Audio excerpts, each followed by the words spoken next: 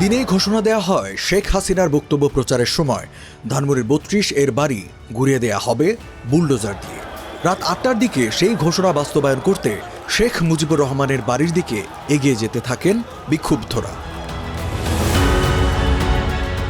রাত ৮টার পরপরই ফটক ভেঙে ভবনের ভেতরে প্রবেশ করেন শিক্ষার্থী জনতা। তাদের কেউ কেউ হাতে থাকা লাঠি ও ভারী বস্তু দিয়ে স্থাপনার বিভিন্ন অংশে ভাঙচুর করেন। রাত ৯টার দিকে ভবনের একটি অংশে জ্বলতে দেখা যায় আগুন। শিক্ষার্থী জনতা বাড়ির ভেতরে এবং বাইরে অবস্থান করে স্লোগান দিতে থাকেন। বিক্ষোভ ভাঙচুর চলার সময় আইন শৃঙ্খলা রক্ষাকারী বাহিনীর সদস্যদের আশেপাশে দেখা যায়নি তেমন। এক পর্যায়ে ৩২ নম্বরের বাড়িতে প্রবেশ করেন সেনাবাহিনীর সদস্যরা। এ সময় উপস্থিত ছাত্র জনতা হইচই শুরু করলে সেনা সদস্যরা সেখান থেকে বের হয়ে মিরপুর রোডে অবস্থান নেন।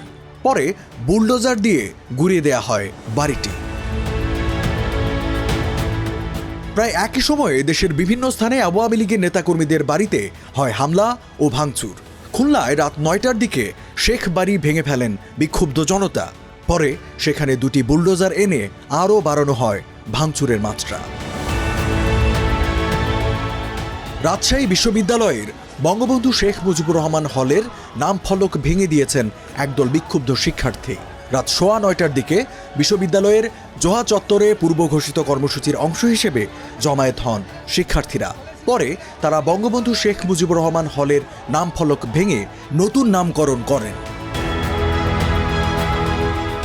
সিলেট জেলা প্রশাসকের কার্যালয়ের সামনে স্থাপিত শেখ মুজিবুর রহমানের মুরাল গুড়িয়ে দেওয়া হয়েছে বুলডোজার দিয়ে।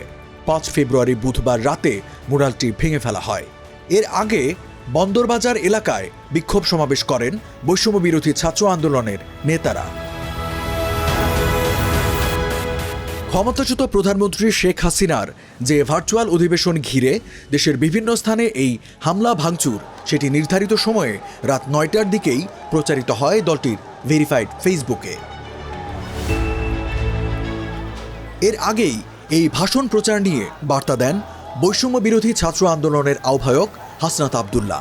তিনি বলেন, হাসিনার ভাষণ যদি কোনো গণমাধ্যমে প্রচার করা হয় তাহলে ধরে নিতে হবে সেই গণমাধ্যম হাসিনাকে সহযোগিতা করছে, জাতির আশা আকাঙ্ক্ষার বিরুদ্ধে অবস্থান নিচ্ছে।